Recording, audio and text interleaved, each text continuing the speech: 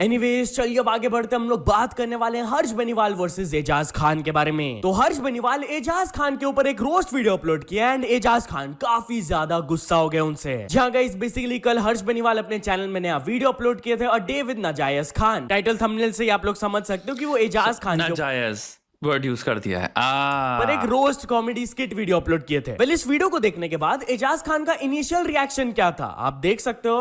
अरे हर्ष बेनीवाल यार, तेरी बहन वो मिलिंद गाबा की बीवी मेरे साथ ओयो में पकड़ी गई तो तू ये सब कर रहा है। मेरी बहन मिलिंद गाबा की बीवी के साथ ओयो में पकड़ी गई। I have no idea who Milind Gaba is. So बहन एंड मिलिंद गाबा की बीवी ओयो के रूम में थी दोनों। बेटा वो तो बोली जीजा जी का छोटा सा है तो मुझे पठान का चाहिए। फिर तेरा बाप भी आया तो मैं तेरे बाप की। Okay let me think. So Milind Gaba की baby, I don't know who that person is, and somebody's sister को उन्होंने कहा कि इसको कि भाई बहुत प्रॉब्लम्स है लाइफ में, आप प्रॉब्लम सॉल्व करिए हमारी। ये गया लेकिन आउट ऑफ नोवेयर फिर हर्ष बेनीवाल का पापा भी आ गए वहाँ पे। Okay and he started having intimate relations with Harsh Beniwal's father.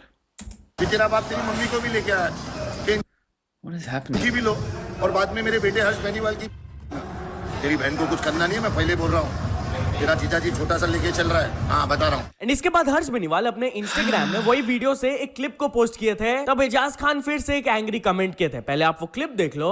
उच्ची बोल दे बेटा, उच्ची। और भाई को ना किसी से फेम खाने की जरूरत ही नहीं है क्या।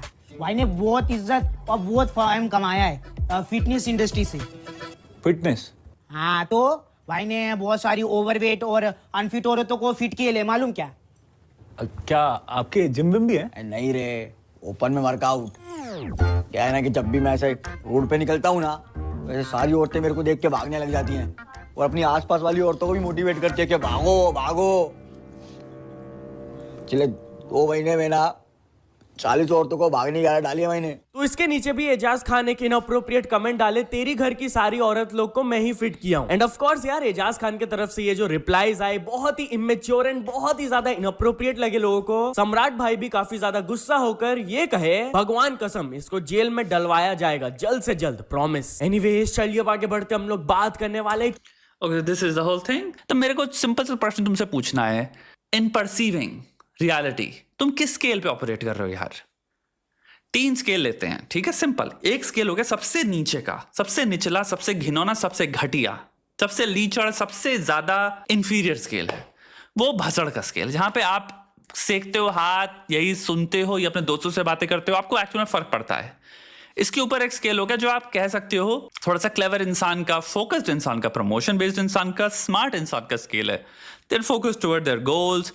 वो भी कोई बहुत एनलाइटेंड या इल्यूमिनेट स्केल नहीं है।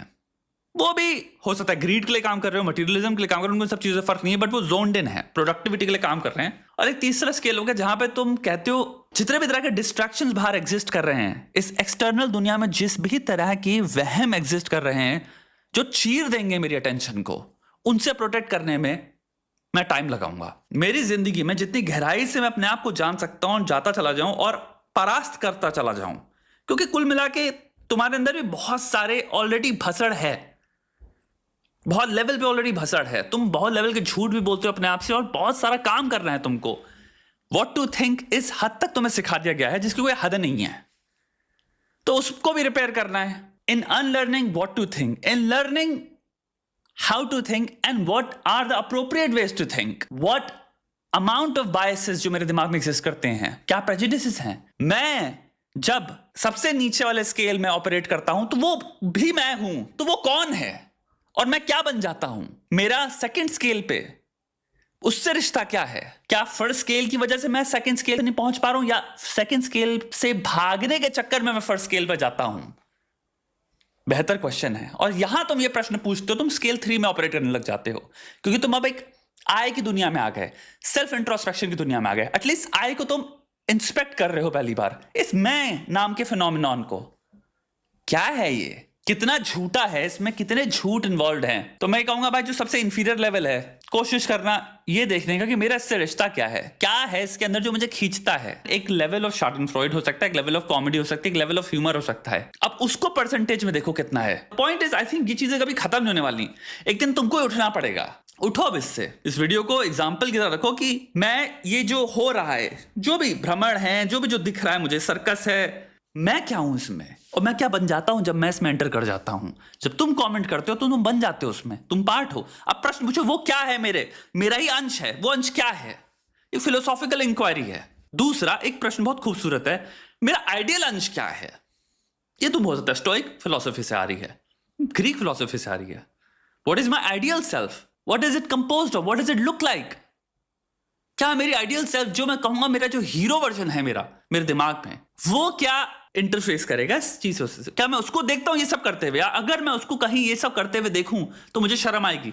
कोई फिगर होगा तुम्हारे जीवन में जिसको तुम बहुत ही हाई रिगार्ड्स में रखते हो, पर्सनली जिससे तुम मिले हो सकते, चाचा मामा, कोई भी जिसने बहुत अचीव किया है, MBA IIM से फोड़ दिया है, तुम्हारे जो भी इनके घर जाते हो भैया भाभी हैं, बहुत रिस्पेक्ट आती है। और सोचो तुम उनको एक दिन देखो, ध्रुव राठी ऐसा है, बाप है तुम्हारा, पंगा ना लेना, और ये टाइप कर रहा है वो इंसान। अब तुम समझ सकते हो कैसा फील होगा कि अबे इसको तो मैं इतना ऊपर समझता था, ये भी इसी लेवल के छपरी कमेंट्स लिख रहा है, ये भी इसी लेवल की छपरी फैन फॉलोइंग में पड़ा किसी फलाने ढिमके की। डजंट मैटर, राइट विंग वालों की करो, लेफ्ट विंग वालों की करो, किसी की भी करो, ऐसी छपरी फैन फॉलोइंग का क्या पॉइंट है? तुम्हारा क्या अंश है जो पार्टिसिपेट कर रहा है? अच्छा प्रश्न है ना। तो अपने आइडियल सेल्फ में भी देखो, वो कैसे बन सकता हूं, और अगर अभी बन नहीं सकता तो एटलीस्ट इनैक्ट कर सकता हूं, मैं उसको इमिटेट कर सकता हूं, अपने अंदर परोस सकता हूं मैं। परोसो मेरे दोस्त, वरना इस चैनल को देखने का कोई फायदा नहीं है। सिर्फ हम यहां हाथ सेक रहे हैं, थोड़ी सी गर्मी आती है, थोड़े से ख्याल मिलते हैं, थोड़ी सी नरमी मिलती है कि कुछ हाँ गहरी बात हुई, फिर तुम निकल गए अपना बैकपैक डाल के, तुम वापस निकल गए नीचे कीचड़ में, नीचे दलदल में, और तुम बैठ के फिर मिट्टी मार रहे हो दूसरे पे। चलो अब थोड़ा सा हाथ वापस, गर्मी नरमी, और थोड़ा सा अध्ययन करें, थोड़ा सा ध्यान करें, वापस चलते हैं। नहीं, वापस ऊपर नहीं आना। एक बार अगर ऊपर आ गए तो आपको वापस नहीं जाना, क्योंकि वो जो है जिसको मैं देखता हूं यहां ऊंचाई से, उसे मैं पहचानना नहीं चाहता। हो सकता मेरे अंदर हो वो कुछ भी, लेकिन अब वो है, उसको अब खत्म करें। उसको कहें अब तू बैठ जा, लेट जा, सो जा, अब तू आराम कर, अब तेरी जरूरत नहीं है, अब तू समाप्ति पे आ, अब मैं कुछ और हूं, अब मैं कुछ बड़ा हूं, अब मैं चेंज हो गया हूं। I have changed and that's it. That's a beautiful way to think of life. What change am I going through? What am I transitioning into? What are you transitioning into? बस इस पे आज थोड़ा सा ख्याल करो, बस सोचना।